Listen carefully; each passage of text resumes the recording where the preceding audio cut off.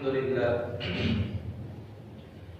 لله نحمده ونستعينه ونستغفره ونؤمن به ونتوكل عليه ونعوذ بالله من شرور أنفسنا ومن سيئات أعمالنا من يهده الله فلا مضل له ومن يضلله فلا هادي له ونشهد أن لا إله إلا الله وحده لا شريك له ونشهد أن سيدنا ومولانا محمدا عبده ورسوله أرسله بالحق بشيرا ونذيرا وداعيا إلى الله بإذنه وسراجا منيرا أما بعد فأعوذ بالله من الشيطان الرجيم بسم الله الرحمن الرحيم قال الله تبارك وتعالى رضي الله عنهم ورضوا عنه وقال النبي صلى الله عليه وسلم لكل نبي رفيق ورفيقي في الجنة عثمان صدق الله العظيم وصدق رسوله الكريم سب ساتھی درود شریف اللهم صل على محمد وعلى آل محمد كما صليت على إبراهيم وعلى آل إبراهيم إنك حميد مجيد اللهم بارك على محمد وعلى آل محمد كما باركت على إبراهيم وعلى آل إبراهيم إنك حميد مجيد. پچھلے دو ہفتوں سے صحابہ کی شان میں بیان کیا جا رہا ہے. سیدنا صدیق اکبر رضی اللہ تعالی عنہ کی شان میں بیان کیا گیا, سیدنا عمر فاروق رضی اللہ تعالی عنہ کی شان میں بیان کیا گیا پچھلے ہفتے. آج سیدنا عثمان غنی رضی اللہ تعالی عنہ کی شان میں اور اگلے ہفتے اسی طرح انشاءاللہ سیدنا علی المرتضی رضی اللہ تعالی عنہ کی شان میں بیان کیا جائے گا. سیدنا عثمان غنی رضی اللہ تعالی عنہ وہ صحابی ہیں کہ حضرت آدم علیہ السلام کی امت سے لے کر رسول اللہ صلی اللہ علیہ وسلم کی امت تک پوری انسانیت میں ایک واحد آدمی ہیں جن کے نکاح میں کسی نبی کی دو بیٹیاں ہوں. رسول اللہ صلی اللہ علیہ وسلم کی دو صاحبزادیاں سیدہ رقیہ رضی اللہ تعالی عنہا اور سیدہ ام کلثوم رضی اللہ تعالی عنہا, یہ دونوں حضرت عثمان غنی رضی اللہ تعالی عنہ کے نکاح میں تھی. پہلے رسول اللہ صلی اللہ علیہ وسلم نے سیدہ رقیہ رضی اللہ تعالی عنہا کا نکاح حضرت عثمان سے کروایا. جب ان کا انتقال ہو گیا تو اس کے بعد رسول اللہ صلی اللہ علیہ وسلم نے اپنی دوسری بیٹی کا نکاح سیدہ ام کلثوم رضی اللہ تعالی عنہا کا نکاح حضرت عثمان رضی اللہ تعالی عنہ سے کرایا. لیکن جب سیدہ ام کلثوم رضی اللہ تعالی عنہا کا انتقال ہوا تو رسول اللہ صلی اللہ علیہ وسلم نے فرمایا کہ اگر میری 100 بیٹیاں ہوتی اور وہ ایک کے بعد ایک حضرت عثمان رضی اللہ تعالی عنہ کے نکاح میں آ کر ان کا انتقال ہو جاتا تو میں 100 کی 100 بیٹیاں عثمان کو دے دیتا. بعض لوگوں کے خیال میں یہ بات ہوتی ہے کہ رسول اللہ صلی اللہ علیہ وسلم کی صرف ایک بیٹی تھی سیدہ فاطمہ رضی اللہ تعالی عنہا, جبکہ یہ بات قرآن کے مطابق غلط ہے. قرآن میں اللہ پاک نے رسول اللہ صلی اللہ علیہ وسلم کو فرمایا یا ایھا النبی قل لازواجک و بناتک, کہ اپنی زوجہ سے کہیں اور اپنی بیٹیوں سے کہیں. ہماری اور آپ کی زبان اردو زبان ہے اور اردو زبان میں اگر ایک بیٹی ہوگی تو اس کو بیٹی کہا جاتا ہے, لیکن جب ایک بیٹی سے زیادہ بیٹے ہوں گے تو اس کو بیٹیاں کہا جاتا ہے. پھر وہ چاہے 2 ہو 3 ہو یا 10 ہو, ان سب کے لیے ایک لفظ استعمال ہوتا ہے بیٹیاں. لیکن عربی زبان ایسی زبان ہے جس میں یہ ایک قاعدہ جو ہے تمام زبانوں سے مختلف ہے. جیسے ہمارے یہاں ایک واحد ہوتا ہے اور ایک سے زیادہ 2 ہو 10 ہو یا 1000 ہو یہ سب جمع میں آ جاتے ہیں. اسی طرح عربی زبان کے اندر ایک واحد ہوتا ہے اور 2 تسنیہ ہوتا ہے, جمع 3 سے شروع ہوتی ہے. یہ عربی زبان کا قانون ہے. 3 سے لے کر جمع شروع ہوتی ہے. 3 4 5 10 100 یا 1000 کتنے بھی ہوں، 3 یا 3 سے زیادہ کے لیے جمع کا لفظ استعمال ہوتا ہے. اور جو اللہ پاک نے فرمایا بناتک، تو یہ ایک جمع کا لفظ ہے. اس سے یہ صاف ظاہر بات ہوتی ہے کہ کم از کم رسول اللہ صلی اللہ علیہ وسلم کی 3 بیٹیاں تھیں. لیکن 3 پر کسی بھی عالم نے، کسی بھی مفسر نے یہ بات نہیں لکھی کہ آپ علیہ السلام کی 3 بیٹیاں تھیں. جھگڑا ہے تو یہ ہے کہ یا تو ایک بیٹی تھی یا تو 4 بیٹیاں تھیں. ہمارے نزدیک رسول اللہ صلی اللہ علیہ وسلم کی 4 بیٹیاں تھیں. اور اسی وجہ سے قرآن پاک نے لفظ جمع کا استعمال کیا. اگر کوئی شخص یہ کہیں کہ ہماری جو عورتیں ہیں وہ بھی رسول اللہ صلی اللہ علیہ وسلم کی بیٹیوں کے مانند ہیں، اس لیے یہ لفظ استعمال کیا گیا، تو اس کے آگے جو ہے اس کا جواب آ رہا ہے کہ اللہ پاک نے آگے یہ فرما دیا وَنِسَاءِ الْمُؤْمِنِينَ، اور مومنوں کی عورتوں سے کہہ دیجیے. تو اگر بیٹیوں سے مراد تمام عورتیں ہوتی تو پھر یہ الفاظ نہ کہا جاتا وَنِسَاءِ الْمُؤْمِنِينَ کہ مومنوں کی عورتوں سے کہہ دیں. مطلب بیٹیوں سے مراد آپ علیہ السلام کی ہی بیٹیاں تھیں اور نساء المؤمنین سے مراد باقی دوسری عورتیں تھیں. تو رسول اللہ صلی اللہ علیہ وسلم کی 4 بیٹیاں تھیں، جن میں سے رسول اللہ صلی اللہ علیہ وسلم نے 2 بیٹیاں سیدنا عثمان بن عفان رضی اللہ تعالی عنہ کو نکاح میں دی. سیدنا عثمان رضی اللہ تعالی عنہ یہ سخاوت کے بہت بڑے پہاڑ تھے، اور سخاوت میں ان کی مثال صحابہ میں پائی جاتی ہے. سخاوت میں، حیا میں اور نرمی میں. سیدنا ابو بکر صدیق رضی اللہ تعالی عنہ کے پاس ایک شخص آیا اور اس نے جب امیر المومنین سیدنا ابو بکر صدیق رضی اللہ تعالی عنہ جب امیر المومنین تھے تو ان کے زمانے میں ان کے پاس ایک شخص آیا اور کہا کہ میں مقروض ہوں اور میں نے سنا ہے کہ آپ جو ہے امیر ہیں اور مال کے اعتبار سے بھی امیر ہیں. آپ ویسے بھی ہمارے مومنوں کے امیر ہیں اور مال کے اعتبار سے آپ امیر ہیں، اس لیے آپ جو ہے میری کچھ مدد فرمائیں. تو سیدنا صدیق رضی اللہ تعالیٰ عنہ ان کو اپنے گھر میں لے گئے. جب وہ ان کے گھر میں گیا تو اس نے دیکھا کہ سونے کے لیے ایک چارپائی نہیں ہے بلکہ زمین پر آرام ہو رہا ہے. اور اس کے علاوہ سیدنا صدیق رضی اللہ تعالیٰ عنہ نے ان کو یہ بات بتائی کہ مجھے 3 دن ہو گئے کہ میں نے جو ہے اناج کا ایک دانہ بھی نہیں کھایا، کھجوروں پہ گزارا ہوا ہے. تو سیدنا صدیق رضی اللہ تعالیٰ عنہ نے اس آدمی کو سیدنا عثمان رضی اللہ تعالیٰ عنہ کے پاس بھیجا. جب وہ شخص حضرت عثمان رضی اللہ تعالیٰ عنہ کے پاس ان کے گھر پہنچا اور دروازہ کھٹکھٹایا تو اس نے بات سنی کہ سیدنا عثمان رضی اللہ تعالیٰ عنہ اپنے بچوں کو ڈانٹ رہے تھے کہ تم دودھ میں شہد ملا کے کیوں پیتے ہو؟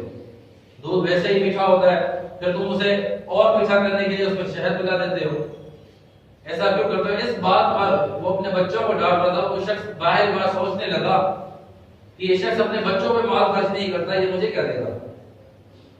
جب کچھ دیر کے بعد آ کے حضرت عثمان رضی اللہ تعالیٰ عنہ نے دروازہ کھولا تو حضرت عثمان رضی اللہ تعالیٰ عنہ نے سب سے پہلے اس سے معذرت کی کہ میری وجہ سے آپ نے جو ہے کچھ دیر انتظار کیا، میں اپنے بچوں کو کسی وجہ سے ڈانٹ رہا تھا. پھر ان کو اپنے گھر میں بٹھایا، اور ان کو سب سے پہلے جو چیز پیش کی وہ دودھ کے اندر جو ہے ماکھی ملا کر، شہد ملا کر ان کو پیش کی گئی. اور اس کے بعد حلوہ پیش کیا گیا اور اس کے بعد اس سے پوچھا گیا کہ آپ کس وجہ سے آئے. ہمارے یہاں دروازے پر ہی پوچھا جاتا ہے کہ آپ کیوں آئے، جب کوئی پہچان نکل آتی ہے پھر اس کو گھر میں بلایا جاتا ہے. لیکن ان کی سخاوت دیکھیں کہ انہوں نے پہلے گھر میں بلایا اور اس کے بعد اس سے پوچھا گیا کہ آپ میرے پاس کیوں تشریف لے آئے. تو اس نے اپنی جو ان کی وجہ تھی آنے کی وہ بتائی کہ میں مقروض ہوں، مجھ پہ قرضہ چڑھ گیا ہے. تو وہ شخص خود فرماتے ہیں کہ میں نے ابھی تک اپنا قرضہ نہیں بتایا تھا. تو سیدنا عثمان رضی اللہ تعالیٰ عنہ ایک اونٹ اپنے کسی غلام سے کہا کہ وہ ایک اونٹ لے آئے جس کے اوپر مال بھرا ہوا تھا. تو کہا کہ یہ اونٹ تم لے جاؤ، اس میں جو ہے تمہارے گھر والوں کے لیے کھانے پینے کا سامان بھی ہے اور 6000 دینار بھی ہے. وہ شخص خود کہتا ہے کہ مجھے 3000 دینار کی ضرورت تھی، میں نے اپنی ضرورت پیش بھی نہیں کی تھی، انہوں نے مجھے 6000 دینار دے دیے۔ پھر اس نے سیدنا عثمان رضی اللہ تعالیٰ عنہ کو یہ کہا کہ میں، حضرت عثمان نے کہا کہ آپ آئے پیدل ہو لیکن اس اونٹ پر جو ہے آپ چڑھتے جاؤ، تو اس نے کہا کہ میں گھر پہ تو یہ سب سامان لے جاؤں، پھر آپ کو اونٹ دینے کے لیے کیسے آؤں؟ کہا کہ یہ اونٹ میں نے تم سے واپس لینے کے لیے نہیں دیا بلکہ تمہیں ہدیہ ہے میری طرف سے۔ رسول اللہ صلی اللہ علیہ وسلم کے پاس ایک سائل آیا، مانگنے والا آیا، تو آپ علیہ السلام کا تو حال ساری امت کے سامنے ہے۔ تو جب آپ علیہ السلام کے پاس ہوتا تھا تو دے دیتے تھے، جب نہیں ہوتا تھا تو کسی صحابی کے پاس بھیج دیا کرتے تھے۔ تو آپ علیہ السلام نے اس مانگنے والے کو حضرت عثمان کے گھر بھیج دیا۔ حضرت عثمان رضی اللہ تعالیٰ عنہ کے جب گھر پر وہ پہنچا، بھی دروازہ کھٹکھٹایا نہیں تھا، وہ اس سے سنا کہ حضرت عثمان رضی اللہ تعالیٰ عنہ اپنی بیوی کو اس بات پر ڈانٹ رہے تھے کہ رات کو جو آگ جلائی جاتی ہے تو اس میں اگر روئی زیادہ ہو تو وہ تیل زیادہ پیتی ہے، اگر روئی پتلی ہو تو پھر تیل کم پیتی ہے۔ تو اس بات پر ڈانٹا جا رہا تھا کہ تم نے روئی موٹی کیوں کر دی، اس نے تیل زیادہ پی لیا۔ جب اس شخص نے یہ بات دروازہ سے سنی تو اس نے کہا کہ بھئی یہ تو بڑا کنجوس ہے، یہ مجھے کیا دے گا، تو بغیر دروازہ کھٹکھٹائے وہ وہاں سے واپس نکل گیا۔ تو جب وہ جا ہی رہا تھا تو عثمان رضی اللہ تعالیٰ عنہ نے دروازہ کھولا اور محسوس کیا کہ یہ شخص میرے پاس سے آ کر ہی جا رہا ہے، تو اس کو بلایا۔ تو وہ شخص جب آیا تو اس نے کہا کہ مجھے رسول اللہ صلی اللہ علیہ وسلم نے بھیجا تھا، اور رسول اللہ صلی اللہ علیہ وسلم نے مجھے کہا تھا کہ میں مانگنے والا ہوں، تو مجھے آپ کے پاس انہوں نے بھیجا تھا کہ ان سے جا کے مانگو۔ تو حضرت عثمان رضی اللہ تعالیٰ عنہ انہوں نے 3000 دینار اس کو دیے، 3000 درہم اس کو دیے۔ تو اس شخص کو بڑی حیرانی ہوئی کہ آپ تو اپنے گھر میں ایک تیل کی وجہ سے اپنی بیوی سے لڑ رہے تھے۔ تو حضرت عثمان رضی اللہ عنہ نے جواب دیا کہ وہ میرا جو ہے اللہ کا مال ہے، یہ میرے اوپر خرچ ہونے کا معاملہ ہے اور یہ اللہ کے راستے میں خرچ ہونے کا معاملہ ہے۔ اللہ کا دیا ہوا مال میں اپنے اوپر خرچ بڑا سوچ سمجھ کے کرتا ہوں، لیکن اللہ کے راستے میں جب دینا ہوتا ہے تو اس میں مجھے سوچنے کی ضرورت نہیں پڑتی۔ یہ صحابہ کی شان۔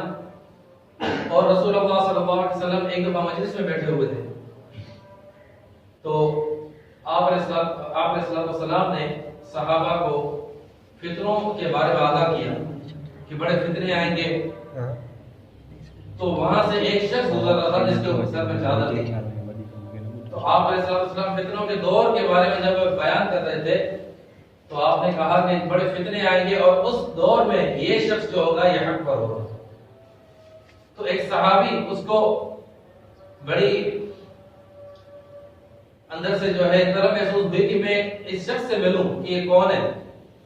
تو جب سے بھاگے جب اس کے پیچھے گئے تو دیکھا کہ وہ سیدنا عثمان رضی اللہ تعالیٰ عنہ تھے۔ اور پھر رسول اللہ صلی اللہ علیہ وسلم سے پوچھا، ان کا چہرہ بڑھا کر کے پوچھا کہ یہی شخص ہے؟ تو آپ نے جواب دیا جی ہاں یہی شخص ہے۔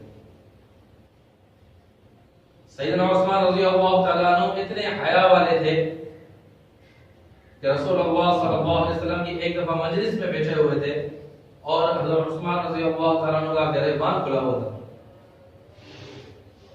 تو جب فرشتے آقا علیہ السلام کے پاس آئے تو وہ دروازے پر ہی کھڑے ہو گئے، اندر داخل نہیں ہو رہے۔ تو رسول اللہ صلی اللہ علیہ وسلم نے فرشتوں سے پوچھا کہ آپ اندر کیوں نہیں آ رہے؟ تو فرشتوں نے جواب دیا کہ اے رسول اللہ، عثمان کا گریبان کھلا ہوا ہے، ہمیں حیا ہوتی ہے کہ ہم اس حالت میں اس کے سامنے آ جائیں۔ ایک دفعہ رسول اللہ صلی اللہ علیہ وسلم، سیدہ عائشہ رضی اللہ تعالیٰ عنہ فرماتی ہیں کہ رسول اللہ صلی اللہ علیہ وسلم گھر پر موجود تھے اور اس طرح موجود تھے کہ ٹانگیں سیدھی کی ہوئی تھی اور جو پیر کی چادر تھی وہ پنڈلیوں سے کافی اوپر تھی، تو ٹانگیں جو نظر آ رہی ہے وہ نظر آ رہی تھی۔ تو اتنے میں دروازہ کھٹکھٹا، آپ نے صلی اللہ علیہ وسلم نے اجازت دی اندر آنے کی، تو سیدنا ابو بکر صدیق رضی اللہ تعالیٰ عنہ آئے۔ پھر تھوڑی دیر کے بعد دروازہ کھٹکھٹا، آپ نے پھر اجازت دی، تو پھر سیدنا عمر فاروق رضی اللہ تعالیٰ عنہ آئے۔ پھر دروازہ کھٹکھٹا، آپ نے اجازت دی، تو سیدنا عثمان رضی اللہ تعالیٰ عنہ اندر تشریف لے آئے۔ تو جب آقا علیہ السلام نے سیدنا عثمان رضی اللہ تعالیٰ عنہ کو دیکھا تو فوراً سے اپنی جو ہے چادر کو نیچے کر دیا۔ تو سیدہ عائشہ رضی اللہ تعالی عنہا نے یہ منظر دیکھا، تو جب یہ تینوں صحابی چلے گئے تو اما عائشہ رضی اللہ تعالی عنہا نے رسول اللہ صلی اللہ علیہ وسلم سے پوچھا کہ یا رسول اللہ، آپ نے اپنی چادر اس وقت نیچے نہیں کی جب میرے ابا ابو بکر اندر تشریف لے آئے، جب عمر فاروق رضی اللہ تعالی عنہ اندر تشریف لے آئے، آپ نے اس وقت چادر نیچے نہیں کی، لیکن جب سیدنا عثمان رضی اللہ تعالی عنہ اندر تشریف لے آئے تو آپ نے چادر کو نیچے کر دیا۔ تو آقا علیہ الصلوۃ والسلام نے جواب دیا کہ اے عائشہ، میں اس شخص سے حیا نہیں کروں جس سے فرشتے بھی حیا کرتے ہیں۔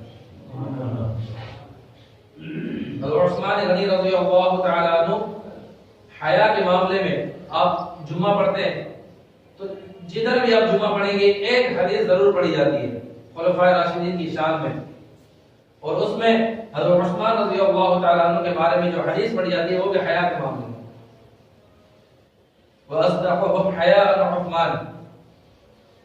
آقا علیہ الصلوۃ والسلام نے اشارہ دیا کہ میری امت میں سب سے زیادہ حیا کرنے والا عثمان بن عفان رضی اللہ تعالی عنہ۔ رسول اللہ صلی اللہ علیہ وسلم کے صحابہ کے درمیان میں جو شخص سب سے زیادہ آقا علیہ الصلوۃ والسلام پر ایک مجلس میں 300 اونٹ دینے والا، وہ بھی سامان کے سمیت 300 اونٹ رسول اللہ صلی اللہ علیہ وسلم کی خدمت میں پیش کیے، اور وہ بھی سامان سے بھرے ہوئے۔ آقا علیہ الصلوۃ والسلام نے فرمایا کہ آج کے بعد اگر عثمان کوئی بھی عمل نہ کرے تب بھی وہ جنتی ہے۔ عثمان رضی اللہ تعالیٰ عنہ کے مال نے امت مسلمہ کو اتنا فائدہ دیا۔ رسول اللہ صلی اللہ علیہ وسلم کے صحابہ ایک جگہ رہتے تھے تو وہاں پر ایک یہودی کا کنواں ہوتا تھا، تو وہاں پر پانی کی قلت ہوتی تھی، اور یہودی پانی دیتا تو تھا لیکن بڑے نخرے کرتا تھا اور اس کے نخرے اٹھانے پڑتے تھے۔ تو آقا علیہ الصلوۃ والسلام نے فرمایا کہ کون ہے جو یہ کنواں جو ہے مسلمانوں کو خرید کر دے گا؟ تو حضرت عثمان رضی اللہ تعالی عنہ انہوں نے کہا کہ میں خرید کر دوں گا۔ تو اس یہودی کے پاس گئے اور کہا کہ کنواں بیچنا ہے، تو یہودی نے منع کیا کہ میں نہیں بیچتا۔ تو پھر کہا کہ یہودی نے کہ چلو آدھا آدھا کر لیتے ہیں، تو شاید 10,000 دینار میں وہ کنواں آدھا آدھا ہو گیا۔ ایک دن حضرت عثمان رضی اللہ تعالیٰ عنہ کا تھا اور ایک دن اس یہودی کا تھا۔ وہ یہودی اپنے دن پہ خریدنے سے پہلے ہی وہ پیسوں میں جو ہے پانی دیا کرتا تھا۔ اب جب حضرت عثمان رضی اللہ تعالیٰ عنہ کا دن آتا تھا تو حضرت عثمان بغیر پیسوں کے مسلمانوں کو، کافروں کو، سب کو پانی دیا کرتے تھے بغیر پیسوں کے۔ جب اس یہودی کے بارے میں تو وہ پیسوں پہ دیا کرتا تھا، اس کے سارے جو انسان تھے چاہے مسلمان ہو یا غیر مسلم ہو، وہ سب حضرت عثمان رضی اللہ تعالیٰ عنہ کے دن پہ سارا پانی بھر لیا کرتے تھے، اور یہودی کے دن پہ جو ہے اس کنویں پہ جاتے ہی نہیں تھے۔ تو یہودی کو نقصان ہوا، کہا کہ میں نے کنواں بیچ تو دیا، اب جب حضرت عثمان راضی ہوگا تبھی اس سے میں واپس خریدوں گا۔ تو اس کا نقصان ہو رہا تھا کہ میری کمائی بھی ختم ہو گئی، اس سے بھی خرید بھی نہیں رہا۔ تو اس یہودی نے وہ کنواں جو ہے باقی کا جو عالم تھا وہ بھی اس کو بیچ دیا حضرت عثمان رضی اللہ تعالیٰ عنہ۔ تو حضرت عثمان رضی اللہ تعالیٰ عنہ نے مسلمانوں کے لیے وہ کنواں خریدا، اور اس وقت میں خریدا جس وقت مسلمانوں کو پینے کے لیے پانی میسر نہیں ہوتا تھا۔ اور آپ علیہ الصلوۃ والسلام کو ایک دفعہ حضرت عثمان رضی اللہ تعالیٰ عنہ پانی پلا رہے تھے، اور جب پانی پلا رہے تھے تو حضرت عثمان رضی اللہ تعالیٰ عنہ ایک صحابی کی حیثیت سے ان کے اندر خوشی ہو رہی تھی، اور خوشی کے دوران جو ہے آنکھوں سے آنسو نکل رہے تھے کہ رسول اللہ صلی اللہ علیہ وسلم کی خدمت کرنے کا یہ موقع مجھے ملا ہے۔ جب انہوں نے پانی پلا دیا تو رسول اللہ صلی اللہ علیہ وسلم نے صحابہ سے کہا کہ صحابہ میرے گواہ بن جاؤ، جب قیامت کے دن جب رسول اللہ صلی اللہ علیہ وسلم کے ہاتھوں سے لوگ پانی پینے آئیں گے تو رسول اللہ صلی اللہ علیہ وسلم کے ایک طرف پہ ابو بکر کھڑا ہوگا اور ایک طرف پر عمر کھڑا ہوگا، جو دائیں طرف سے آئے گا اس کو پانی ابو بکر پلائے گا، جو بائیں طرف سے آئے گا اس کو پانی عمر پلائے گا۔ لیکن جب عثمان آئے گا تو ابو بکر آگے بڑھے گا کہ یا رسول اللہ اسے پانی میں پلاؤں، عمر آگے بڑھے گا کہ یا رسول اللہ اسے پانی میں پلاؤں۔ میں کہوں گا کہ اے ابو بکر، اے عمر، تم دونوں پیچھے ہٹ جاؤ، دنیا میں اس شخص نے مجھے پانی پلایا، آج میں محمد خود اس شخص کو پانی پلاؤں۔ حضرت عثمان رضی اللہ تعالیٰ عنہ سخاوت میں، حیا میں اور رحم دلی میں صحابہ میں سب سے آگے ہوا کرتے تھے۔ تو اللہ پاک سے دعا ہے اللہ پاک ہمیں صحابہ کے ساتھ محبت کرنے کی اور صحابہ کے نقش قدم پر عمل کرنے کی توفیق عطا فرمائے، اور اپنی ساری زندگی رسول اللہ صلی اللہ علیہ وسلم کے صحابہ کے عشق میں گزارنے کی توفیق عطا فرمائے۔ وما علینا الا البلاغ۔